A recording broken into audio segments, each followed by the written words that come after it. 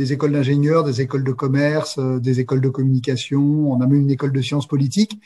Et en fait, ce dont on se rend compte, c'est que souvent, elles font des formations qui sont parfois en partie similaires ou recouvrantes. Et donc, l'idée, c'est de dire aux gens, vous pouvez faire de la science politique et vous vous spécialisez, par exemple, en communication digitale, parce que de plus en plus, en fait, on voit bien que pour exister en tant qu'homme politique et pour faire des campagnes de communication, je vous rappelle un petit peu la manière dont Emmanuel Macron a fait sa campagne avec En Marche, qui était très, très digitale. En fait, le monde de la communication digitale et le monde de la communication politique et de la science politique se rapprochent.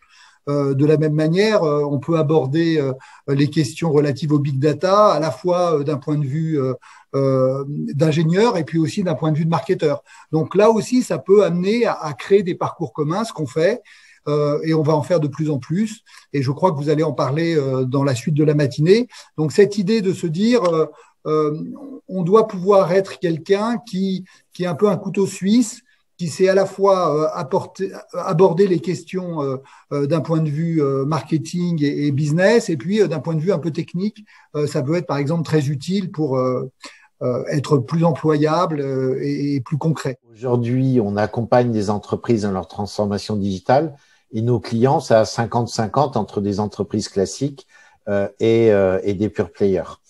Et le grand changement, en fait, c'est qu'aujourd'hui, nos clients, c'est tout le monde.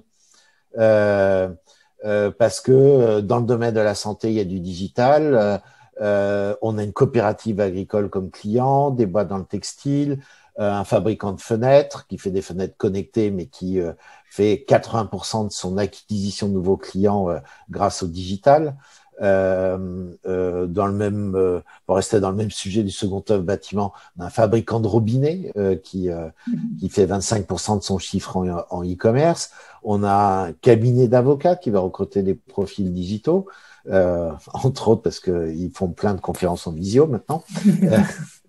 Et les besoins en recrutement, ils sont évidemment importants sur les profils techniques, avec des sujets à la mode qui sont l'exploitation de la data, la cybersécurité, mais c'est tous les métiers aujourd'hui sont impactés par le digital. Donc, quand on fait une transformation d'entreprise, on va tout de suite penser au e-commerce, au marketing digital, puis après on pense à la com digitale, puis en fait on s'aperçoit que faire une transformation digitale, c'est remettre de l'innovation, de l'agilité, et on va faire de la transformation des RH. Donc on cherche à recruter des RH qui ont cette composante digitale.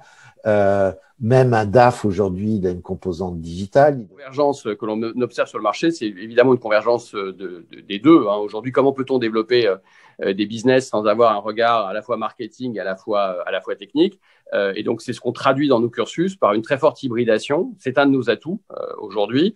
Et ça permet aujourd'hui d'avoir cette grande diversité d'écoles qui répond encore une fois à la grande diversité des besoins des entreprises, mais aussi à la grande diversité et aux personnalités très différentes de nos étudiants, et évidemment avec des projets professionnels qu'il nous faut construire, co-construire avec eux, de façon à ce que, évidemment, ils soient les mieux à même de trouver sur le marché du travail ce qu'ils cherchent à l'issue de leurs études. Et plus ces clones qui aujourd'hui ne sont plus attendus par les entreprises, c'est ce que nous disait tout à l'heure Clarisse.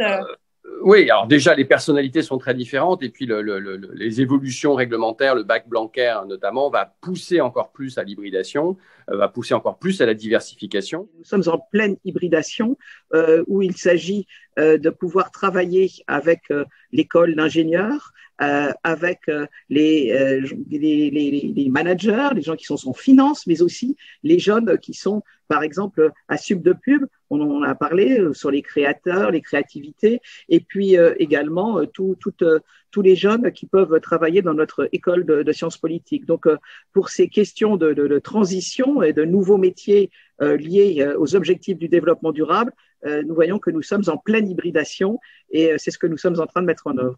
Et du fait, l'intérêt d'être dans un groupe comme celui-ci, enfin, ça prend tout son intérêt, tout ce côté multi-domaine, l'hybridation.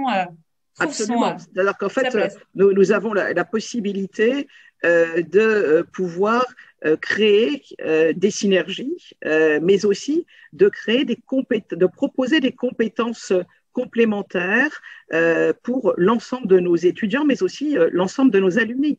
C'est-à-dire que, par exemple, un étudiant qui va suivre un programme de finance, bien entendu, il va avoir des programmes de finance verte, mais ce que nous pouvons lui proposer en plus, c'est un certificat plus approfondi qui va lui donner une vraie compétence complémentaire sur la finance verte.